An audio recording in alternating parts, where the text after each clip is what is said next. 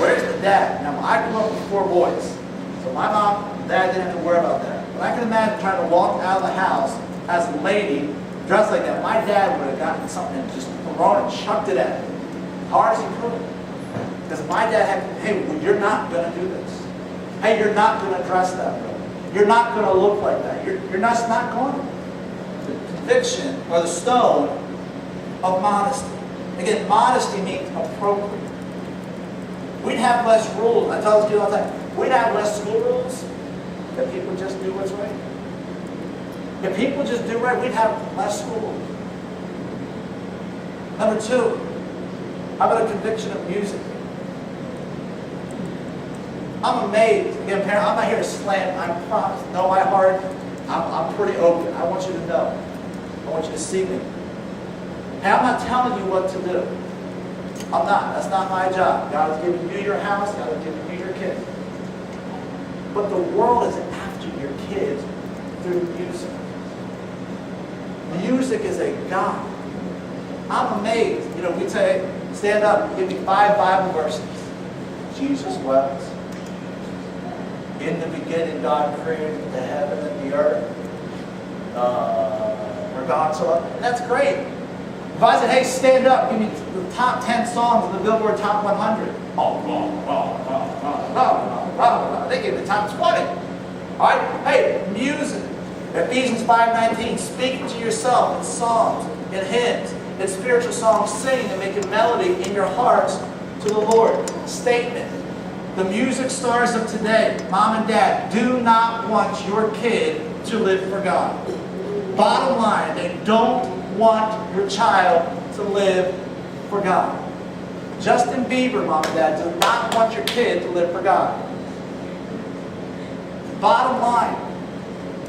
And I'm here to help you. We just ordered, you see all these books up here. We just spent about $500 over the last 2 weeks making sure our kids have good music, and we're still waiting for the music and the CDs to come in. We got the books, we just didn't get the music yet. Hey, Bieber's not worried about if your kid lives for God. Parents with daughters, Bieber's not worried about if your girl stays holy and pure. Bieber's out to ruin.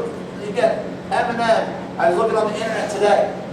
I clicked on the Billboard Top 100 because I don't even know any of them. If I brought a CD in the house that wasn't right, that wasn't valid, I was worried about how my dad beat me to death. Literally beat me. I'd be afraid to bring in a Bieber CD to my house. There'd been something coming my way. And parents, you need to build a stone of this is not coming in to the house. You say, oh, you don't want my kids. No, I want your kids to have fun, but I want them to live for God. First and foremost. I checked out this song today. Artist named Pink. Raise your glass. I'm sure she's not talking about raising your glass of Mountain Dew. I'm sure she's not talking about raise your glass of Pepsi. God help us. We got Christian teenagers knowing more about the things of God, or more about things of the world than they are the things of God. Just from the sound of her song, just from the title of her song, she's not out to build your godly character in your daughters, to build your godly character in your young men. She's out to ruin it. She's out to fight it. She's out to destroy it. A lot of the music today, moms and dads, is porno set to words and porno set to music. Check this. Okay?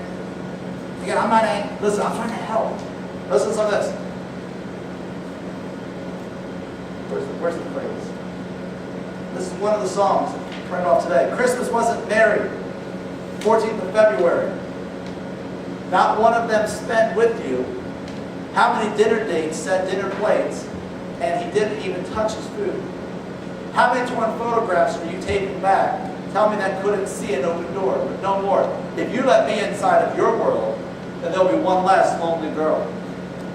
And I don't think Bieber's trying to motivate your daughters and your young men to be clean and pure and holy and right and everything that God wants our teenagers to be. He's not out there to help you. He's not out there to help you put the stone of conviction. He's there to tear it down.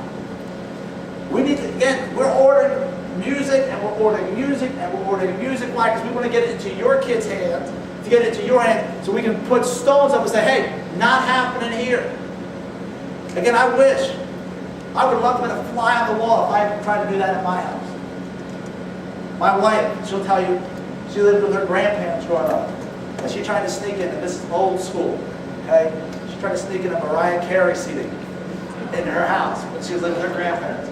Her grandmother took that CD when she wasn't there, threw it out the back window, threw it into the trash can, appropriately right where it belonged. Because Mariah Carey was not going to help my wife be a godly lady. And I'm glad my wife, she's not perfect. But you know, she's a godly lady that I married, that I'm glad wasn't stained or spotted by Mariah Carey. Build a stone of conviction. Again, dads, not in my house. You can go somewhere else, but you're not going to do it here. How about the conviction of movies?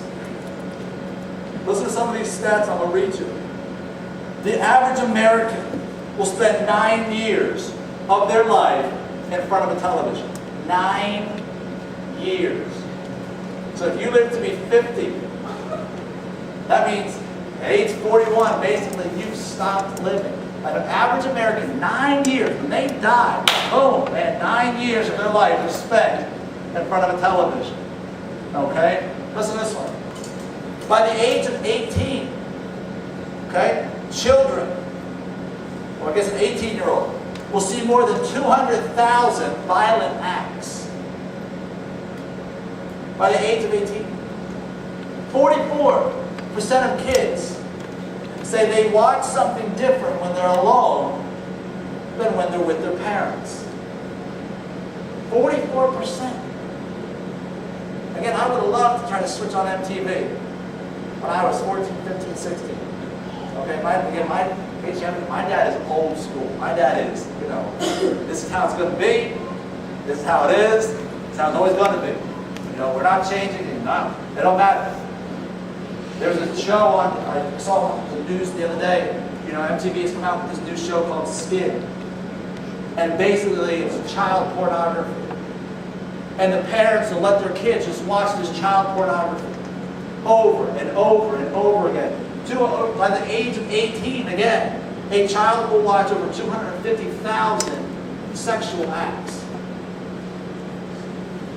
250,000 sexual acts by the age of 18. Then you wonder why the teen pregnancy rate is 60 and 50 and 80%. Then you wonder why the divorce rate is 50% in the world and 50% in the church. 15% of scenes with sexual intercourse depict characters that have just met having intercourse. And we're wired, and again, the world is after your kids. The movies, the television, and again, I'm not anti-TV. Okay? Big weekend this weekend. Okay? Big weekend. Okay? We're praying and we're hoping for the Packers. There we are. There we are. There it is. I was waiting for it. Hey, I'm not saying get ready to be TV. I'm not saying, you know, here's what I'm saying. If it came between my kid living for God and me keeping the cable's got to go. Again, I'm not saying go home and cut your cable. I'm not saying that. Please, no, please follow my heart. I'm saying the world is attacking our children. The world is attacking our teenagers. The devil does not play fair. The devil does not play even. Hollywood is out to ruin their life. God says, I want to keep them pure. I want to keep them holy. I want to keep them right. I want to keep them loving me. We become desensitized to sin. Again, sin doesn't seem to bother us as much as it should. When someone cusses, again, I even look at the stats for cussing. You know, we'll sit down, we'll watch a movie, and they'll cuss. Here's what I was saying to the teenagers. What if I walked into school, what if I walked into Crusaders and I cussed at you? I said, you know, blankety blank in preaching. Oh, Mr. D cussed at me. Man, he said this and he said that. Man, we get upset. I hope you we get upset, man, pastor made a bad choice putting him up there. The world cusses. And the world attacks. And the world just comes at us like a lion. And it's almost like we're just throwing the kid in the lion pit, saying, hey, it's okay. Again, cable for kid, now keep the kid pitching the TV. The Psalm says this, I will set no wicked thing before my eyes. Set a stone. Know what your kids are watching. Do what you got. I know some people have the TV guard. That's what you got to do. Know what they're watching. Side note, again with the social networking, hey, know who they're talking to on the social network. Know their password. If they can't give you their password, mom and dad, something's not right. If they cannot give you their password to their Facebook, to their Twitter, to whatever they got, YouTube, hey, something's not right. The devil, as a roaring lion, walketh about, seeing whom he may devour. I watched something on the Discovery Channel years ago. I remember to this day. You know who lions attack? The young ones. The young, animals that are running away from them. The sick ones. The ones who aren't strong enough on their own. You know what our kids are like? You know what our teenagers are like? They're the young ones running behind. They're the young antelope running. They're the young, leopard or cheetah or whatever else is running.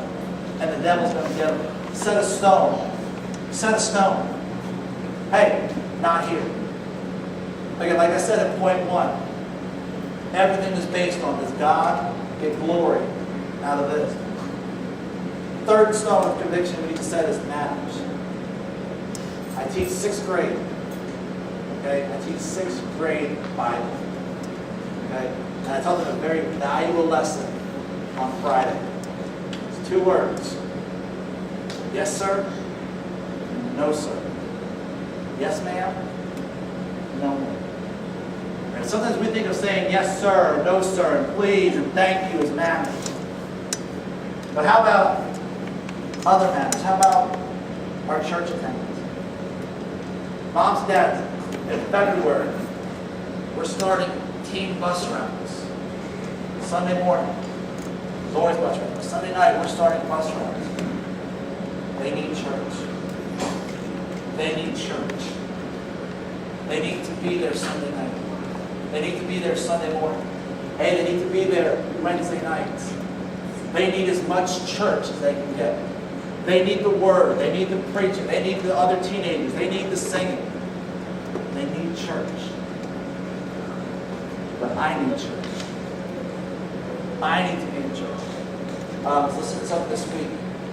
A man said this: church should be the centerpiece of our life. Church should be the centerpiece of our life. Don't let them miss a service. I gave you a business card. It has my number on it. If they need a ride, call me. Like I said, in February, the first Sunday of February, we are starting van routes, bus routes, specifically for teenagers. Why? Because we want them in church. If we got to go wherever, we're going to go pick them up. We may even bring them home. If you want to move in the meantime, just do it while we're at church. No, I'm just kidding. Don't do that. But listen, hey, they need church. They need to be there. We want you there. We want you active. We want you involved. While they're going to Sunday school, hey, you're coming out of Sunday school. When they're picking them up from, Crusaders, you're coming back from the Bible study. I can't stress the importance of church. My mom and dad, like I said, I may have missed 15 church services in 27 years. And that's being excessive. My mom and dad, whether they were sick, whether I had to get a ride, they made sure I was in church. I am a youth pastor. My brothers graduated from Bible college twice and looking to get into the ministry. My brother's a junior in high school. My other brother's a sophomore in high school. And if you ask anybody from the church school they go to now, they will tell you they're the spiritual leaders of the youth group. Not because of me, because my mom and dad made sure whether they were sick, no matter what the case was, their kids went to church. And you say, well, I'm supposed to be in church. If I make them go to church, you know what's going to happen? When they get 18, they're not going to like church, and they're not going to want to go